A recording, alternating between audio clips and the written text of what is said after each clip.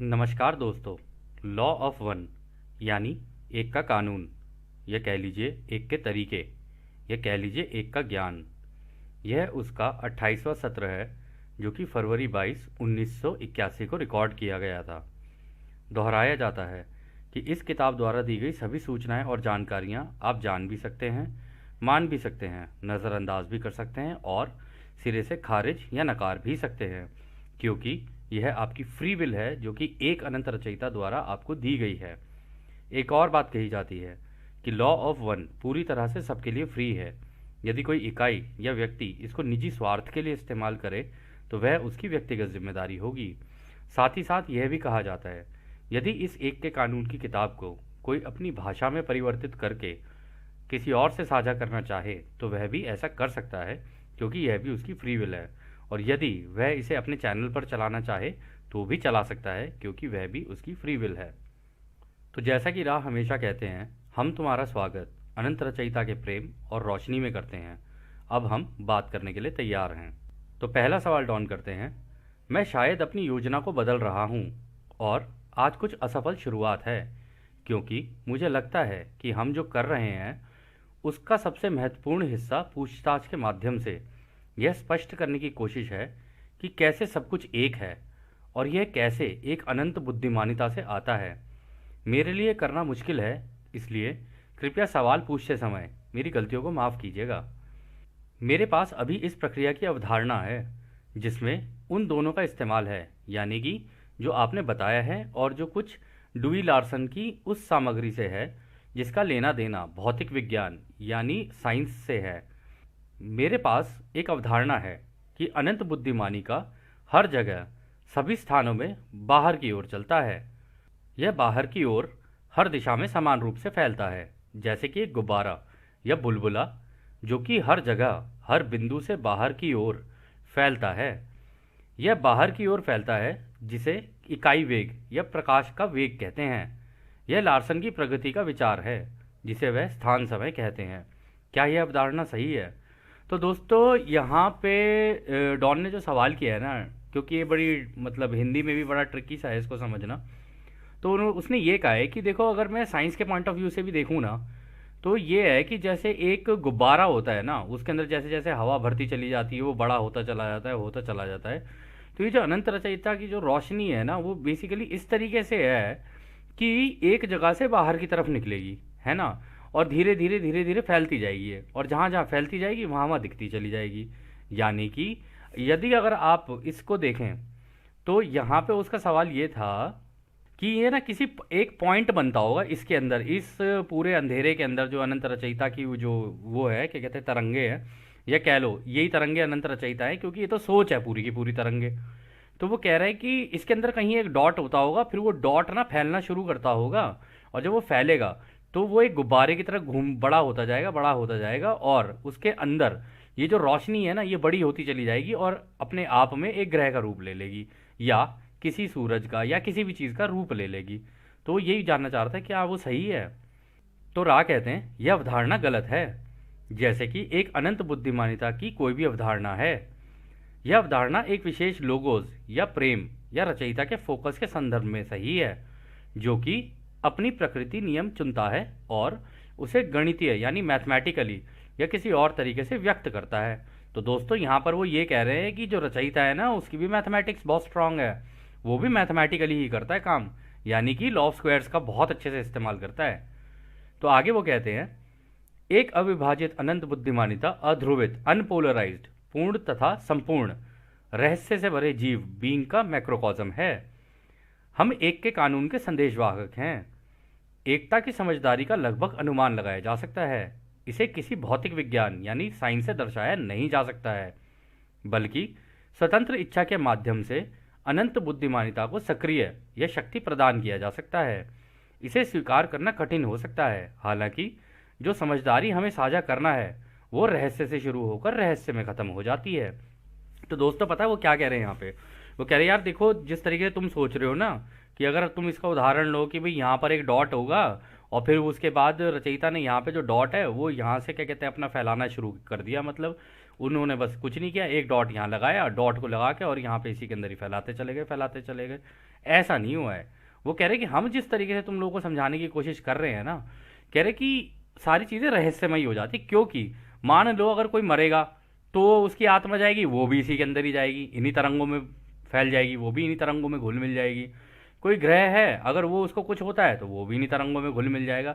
तो सारी चीज़ें अंत में जाके ना घुल मिल जाती हैं इन्हीं तरंगों के अंदर।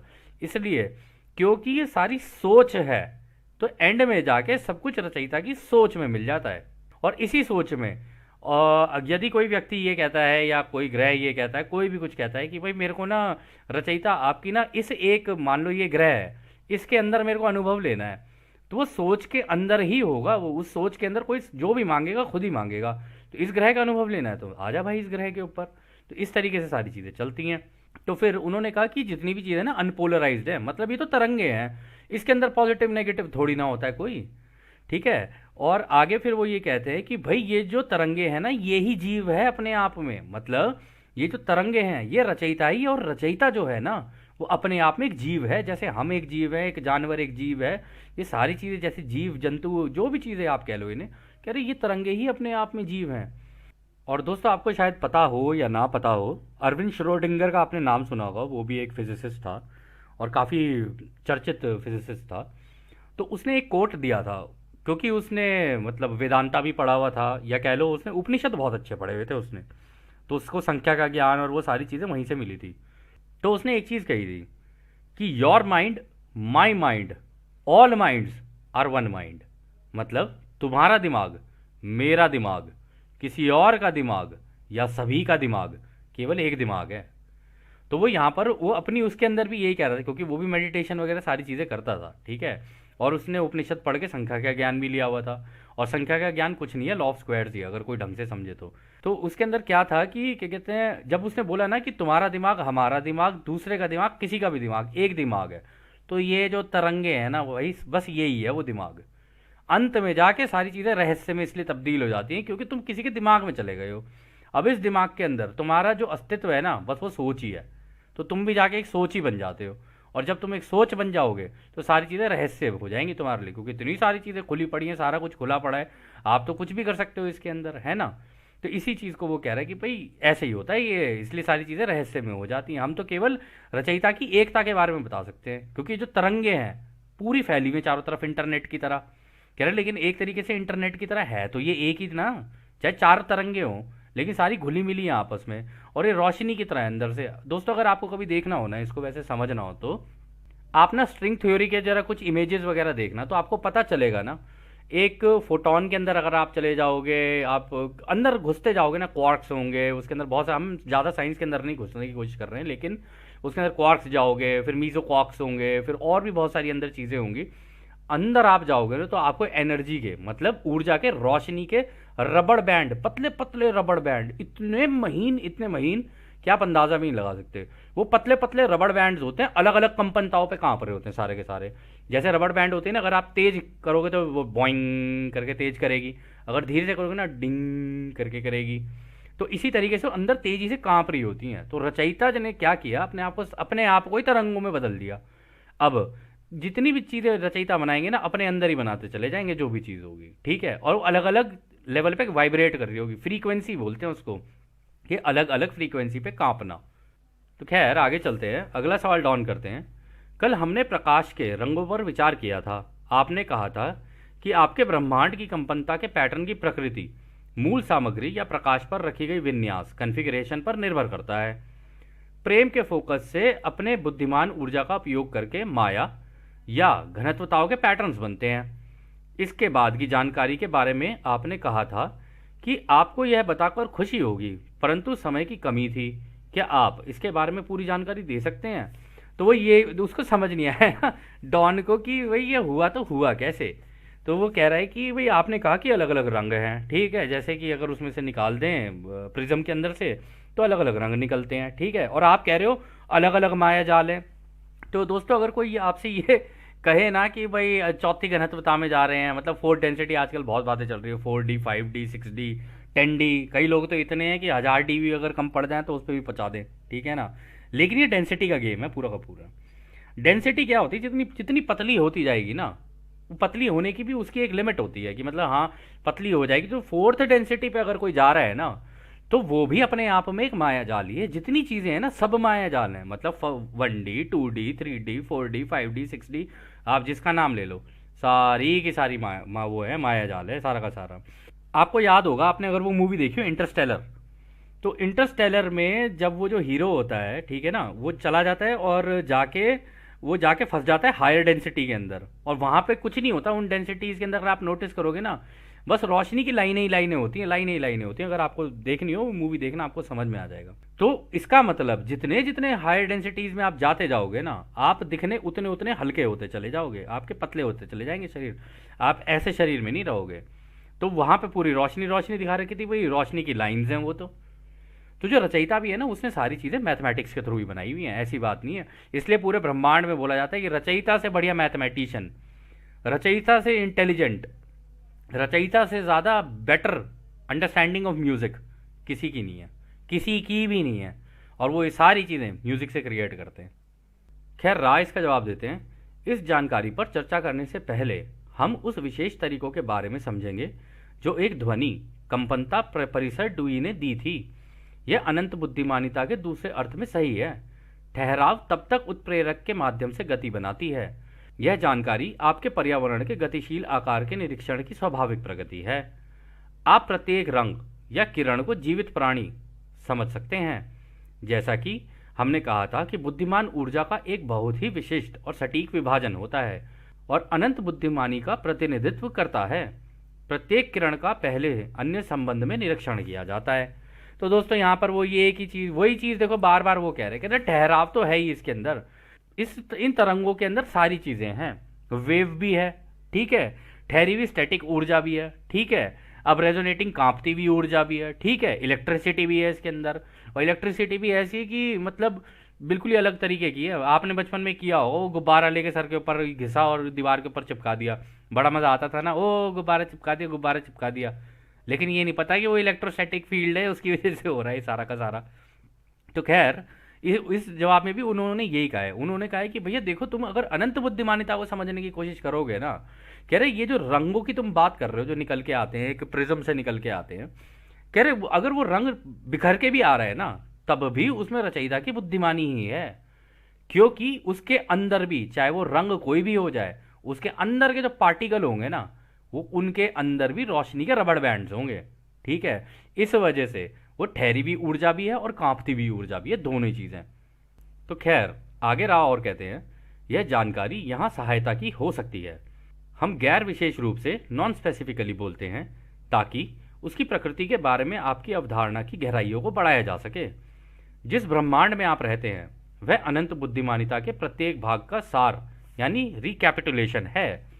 इस प्रकार आप देखेंगे कि भौतिक और आध्यात्मिक क्षेत्रों में समान तरह के पैटर्न्स दोहराए गए हैं। किरणें या प्रकाश के जीवों बींग्स का विभाजन अपोर्शन, जैसे कि आप अंदाज़ा लगाएंगे उन क्षेत्रों का जिसे आप भौतिक माया कहते हैं, जो कि रोटेट होता है, कांपता है और उस प्रकृति का होता है जिसे गिना जा सकता है या वर्गीकृत कैटेगराइज भी किया जा सकता है स्थान समय में घूमने रोटेशन के तरीके से, जैसे कि डुई ने इसका वर्णन किया है। कुछ पदार्थों में आंखों से दिखाई देने वाली कई प्रकार की किरणें होती हैं जो भौतिक रूप से मैनिफेस्ट होती हैं। यह आपके क्रिस्टलीकृत खनिजों के प्रकृति में स्पष्ट होती है जिसे आप मूल्यवान मानते हैं, जैसे कि लाल मणिक और अन्य क्रिस्टल्स। लाल मणिक मतलब रेड रूबी, इसकी बात हो रही है यहाँ पे, या रेड डायमंड कह लो आप। तो दोस्तों, ये सारी चीज़ें ना आपको समझाने के लिए ना हमें लगता है कि हम इसको अगर आपको किसी इमेज से समझाएं तो ज़्यादा बेटर है। तो आप ये इमेज देखना ज़रा। इस इमेज में अगर आप गौर करेंगे ना, तो आप देखेंगे और कुछ भी नहीं है, बस ये कुछ रबड़ बैंड से लग रहे हैं, ये तरंगे सी लग रही हैं, और तो कुछ है नहीं, ठीक है ना। तो रचयिता ने पूरा ब्रह्मांड जो है ना इस तरीके से ही रच रखा है, ठीक है। अब आप एक मान लो एटम के अंदर जाओगे, ठीक है, एटम के अंदर घुसोगे, उसके अंदर और भी चीज़ें होंगी, प्रोटॉन होंगे, न्यूट्रॉन होंगे, और भी बहुत सारी चीज़ें होंगी, ठीक है। फिर उनके अंदर अंदर घुसते जाओगे, ऐसे घुसते घुसते घुसते घुसते आप अंदर जाओगे ना, जब बिल्कुल फाइनल एंड पे पहुंच जाओगे ना, जो मतलब जिसको आप कहोगे कि हाँ अब ये फाइनल हो चुका है, तो फाइनली आपको ये इस तरीके की तरंगे दिखेंगी उसके अंदर। और इसी को कहते हैं कि जब मेडिटेशन के अंदर अगर कोई बैठा हो व्यक्ति और अपना फोकस लगाना शुरू करें। आप किसी भी चीज़ पे फोकस लगा लो, आप एक रोशनी पे लगा लो, आप अपने ऊपर लगा लो, अपने अंदर चले जाओ, अपने दिल के अंदर ही चले जाओ। उसके भी कण कण कण कण के अंदर अगर आप घुसते चले जाओगे ना, मतलब आप एक उसके सिंगल एटम के अंदर भी घुसना शुरू करोगे ना, तो ये फोटोन आप एंड में जाके पहुंचोगे एक फोटोन के अंदर। फोटोन के अंदर जब आप जाओगे, उसके अंदर भी बहुत सारी चीज़ें, और अंदर आपको कुछ नहीं मिलेगा, इस तरीके की तरंगे मिलेंगी बस, और कुछ भी नहीं।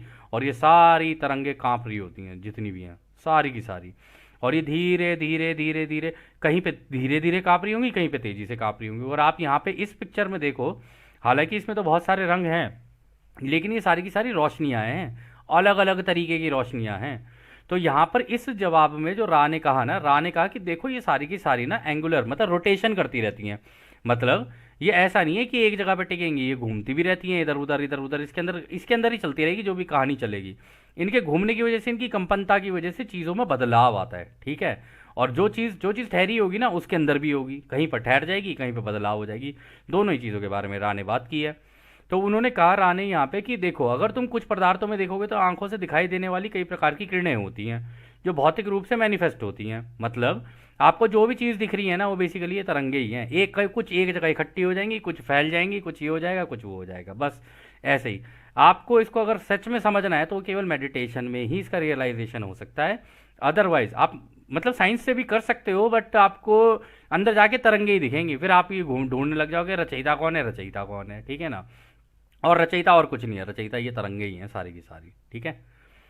तो खैर दोस्तों, इस सत्र में ना हम लोग आगे चलते हुए, अगर हमें लगा कि कोई भी सवाल ऐसा है जिसके अंदर बहुत ज़्यादा साइंस और वो सारी चीज़ें हैं, तो हम कोशिश ये करेंगे कि उसके ऊपर ज़्यादा ध्यान ना दें इस वक्त, क्योंकि हमारे पास वक्त का थोड़ा सा अभाव है, ठीक है। लेकिन जहाँ जहाँ हमें लगेगा आपको बताना चाहिए, वहाँ वहाँ हम आपको बताते हुए चलेंगे। तो खैर अगला सवाल डॉन करते हैं। यह प्रकाश जो कंपनता के परिणाम स्वरूप हुआ, जो कि प्रेम का परिणाम है, मैं पूछने जा रहा हूँ कि क्या वह बयान सही है, क्या यह सही है। तो रा कहते हैं हाँ, यह बयान बिल्कुल सही है। तो दोस्तों पता है वो क्या कह रहे हैं, वो ये कह रहे हैं कि ये जो तरंगे हैं, तो इसका मतलब इनके अंदर जो कंपनता है वो रचयिता के दिल की धड़कन की वजह से है।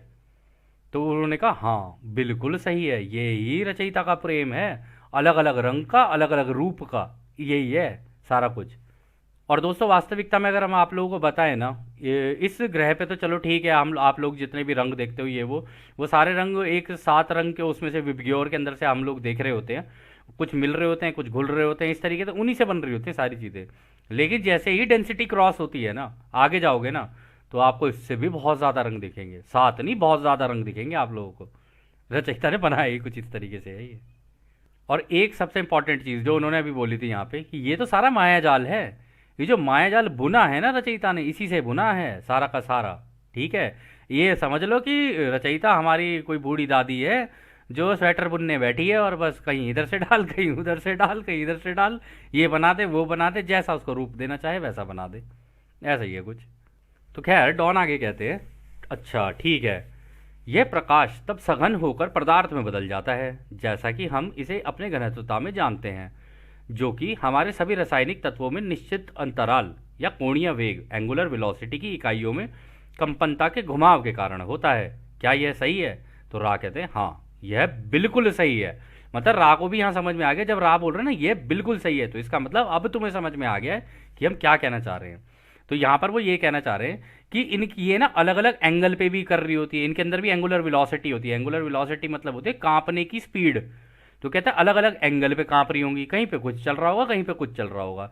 और ये सारा का सारा ना दोस्तों म्यूजिक है, और कुछ भी नहीं है, म्यूजिक है ये सारा का सारा। और उन्होंने कहा कि रासायनिक तत्वों में निश्चित अंतराल में बनती हैं। हाँ, जब ये सारी एक जगह इकट्ठी हो जाती है ना, तो ये कोई भी रूप धर सकती है। मतलब आपका केमिकल भी बन सकती है, आपका कुछ भी बन सकती है, हर चीज़ इसी से ही बनती है। जो चीज़ें हमें दिखती हैं ना, वो सारी हमें फिजिकल फॉर्म में दिखती हैं, लेकिन उन सब के अंदर, उनके कण कण के अंदर भी अगर आप चले जाओगे ना, तो ये ही तरंगे दिखेंगी आपको। इसी को इंग्लिश में कहते हैं स्ट्रिंग थ्योरी। तो खैर आगे डॉन कहते हैं, धन्यवाद। मैं सोच रहा हूँ रोटेशन का उत्प्रेरक या माध्यम क्या है, किस कारण से रोटेशन होता है जिससे प्रकाश हमारे भौतिक या रासायनिक तत्वों में सघन हो जाता है। तो रा कहते हैं, फोकस के सक्षम कार्य पर विचार करना आवश्यक है, जिसे प्रेम के नाम से जाना जाता है। यह ऊर्जा एक क्रमबद्ध प्रकृति है। यह अधिक से कम के क्रम में एक संचयी क्यूमुलेटिव तरीके से आदेश देता है, ताकि जब इसका ब्रह्मांड, जैसा कि आप इसे कहते हैं, पूर्ण हो, तो प्रत्येक विवरण के विकास का तरीका जीवित प्रकाश में स्वाभाविक इनहेरेंट होगा और इस प्रकार इस तरह से विकसित होगा।